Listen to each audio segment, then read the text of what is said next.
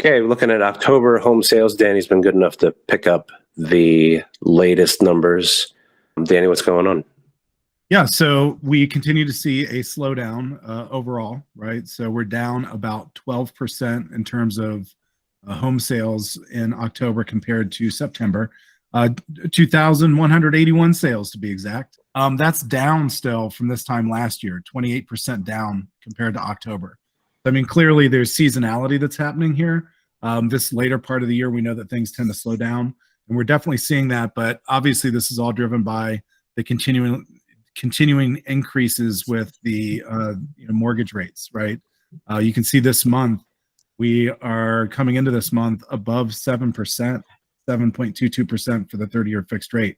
That's got a lot of people sitting on the sidelines at this point, and you can see that in our year-over-year performance in terms of sales. Yeah. So that's an interesting.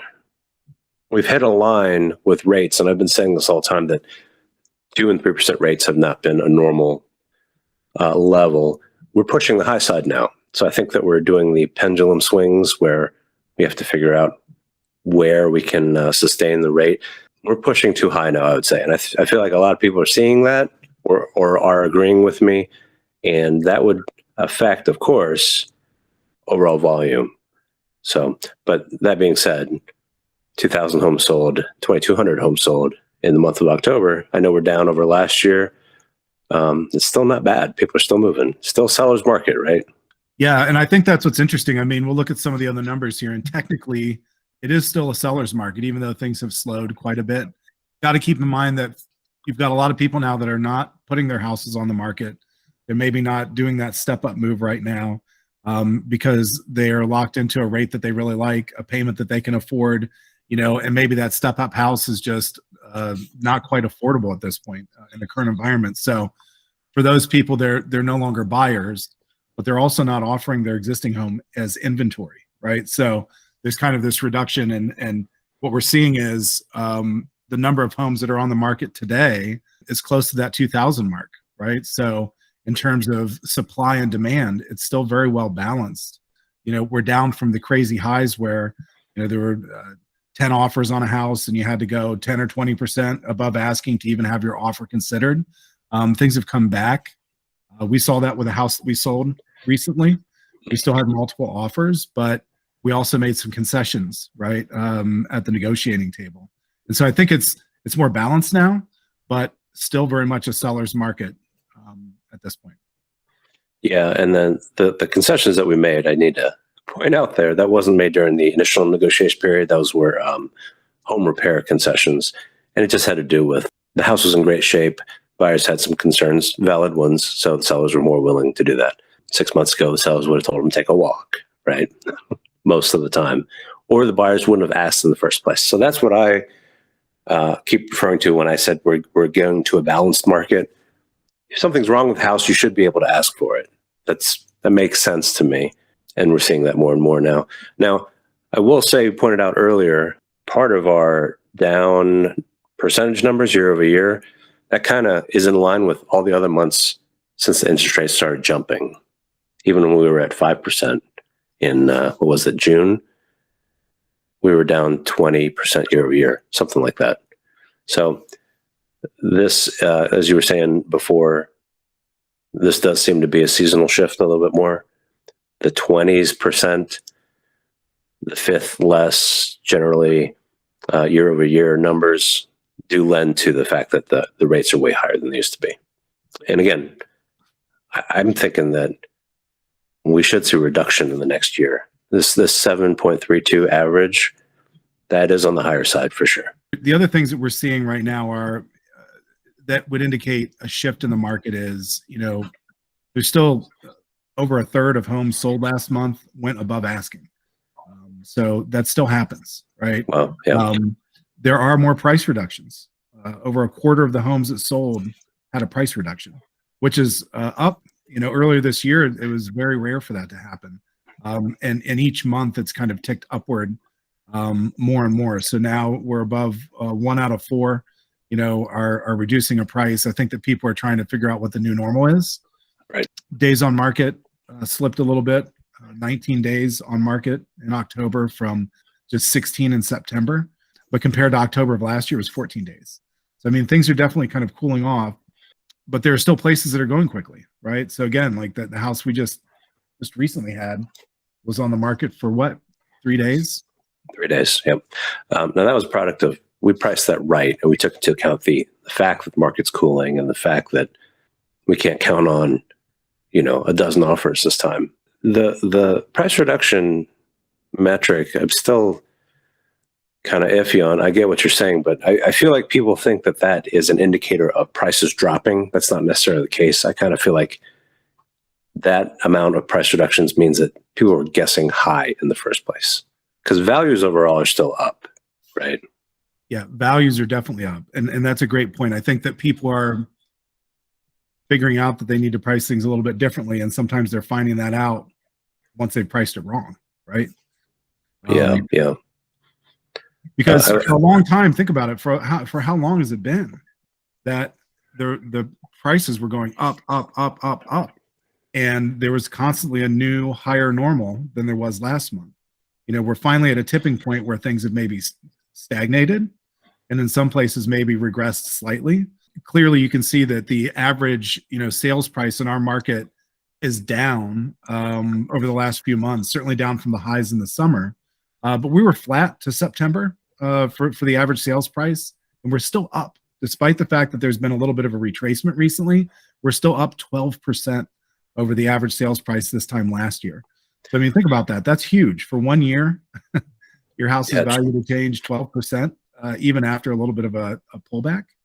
Yeah, that's a lot. Think about buying that $300,000 house in April of this year when it was still super competitive. You weren't buying it at list price. You were lucky if you were getting it for 10% over. Some were going for 15 or more. And sometimes that was even above what it would appraise for. So you're coming out of pocket another $30,000. Well, now, you've got a higher interest rate now, so you're paying more each month, $500-600 more a month. But how long would it take? How many months of that would it take for you to get to the point that you eclipse that 30,000 you had to come out of pocket in the beginning, in April? The answer is it's about 4 years, 4 or 5 years of payments at that higher rate before you get to a place where you're now worse off than if you had bought it back then. And by the way, if you bought it for $330, it was only worth $300. It's going to take you 4 years for your value to go up to be $330, right? So I don't know. It's an interesting moment in time here. Well, no, we got the value. That's only 10%. So year over year, we made it. They made their money back. That was not a bad play. It was just the idea of having to come up with that in the first place on top of the rest. So, Central Ohio, very affordable in the greater country picture. That's why I think that our numbers are more important than the national averages, because we have like San Francisco, LA prices that are just don't make sense. New York prices don't make sense. Ours still do. They still make sense. $500,000 house in New Albany. It's a nice house in New Albany, right? Nice neighborhood, great schools, amenities, good location, and the house itself is great. Typically, that still makes sense. That payment comes out to $3,000, $3,500 a month. That also makes sense to me, even at the 7% interest rate. So all of our numbers still make sense. We're going to keep growing until they don't. I think we're getting into the holiday season, so we're going to get a better picture of how this market's going to continue. I think in January, we're starting to slow down right now. We'll just have to see how this shakes out. I think we're still growing, though. Right. Yeah, definitely our market continues to increase just in terms of the demand. The supply is not quite caught up. I think we're a ways off from that. And that's probably evidenced by the fact that, despite the higher rates, we're still seeing higher home values than last year, right? Still great. So I think maybe just to hit home on one of the points you made, if we're up 10%, 12%, and that $300,000 example, right? And we're up 12%, and you've made $35,000 in home value, right, in equity over the last year. I mean, if you're paying an extra $500 a month, we get into something. That's what, $6,000 a year for an asset that is likely to or potentially increase, at a rate even 3% of that, you're still coming out ahead in terms of the value. Your assets appreciating, and who knows, the rates could be going back down. Right. So I think the math is still in your favor if you're looking rent to own, if you can get in, right? If you can get in at this point. Right. We still have higher demand than we have supply. So that's going to keep it a seller's market for as long as we can tell. Obviously, we got a bunch of numbers here that you pulled. We won't get into all of them, but is available for whoever wants them. And we can break this up pretty easily into school district or zip code, right? Yeah, and I'll roll through a couple of maps that we have here that just show, the Central Ohio market, all the sales, whether they, kind of what the heat map looks like for above asking, below asking, days on market, whether things went slowly or quickly. And then we can break all of that down at the super hyper local level, zip code by zip code, school district by school district, because things obviously change and they're different around the city, right? Yeah, There's some so areas that are hotter than others. this has been very helpful with pricing. That's the reason we had success with that house fairly easily. That was almost exactly how I was hoping it would go. It went very smoothly, and this did not hurt our situation knowing these numbers. So that's positive for sure. So let's see. We'll just keep up on this. Again, if anybody wants more localized versions of these, we can give them insight on that. And yeah, we'll keep watching the market. I fully predict. So here's future prediction time. I think we're going to come down in the interest rate there. 7.3% average. That's high now. 3% was low. I've been saying that for the years that we've been at 3%. But now 7% is high. So somewhere in the middle, 5.5, 6, I think we're going to start to balance out to there.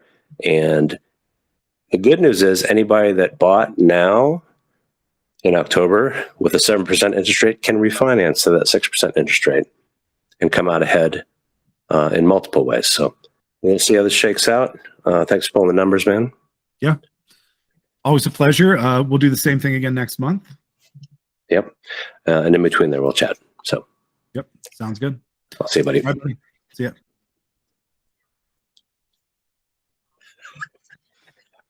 Cool.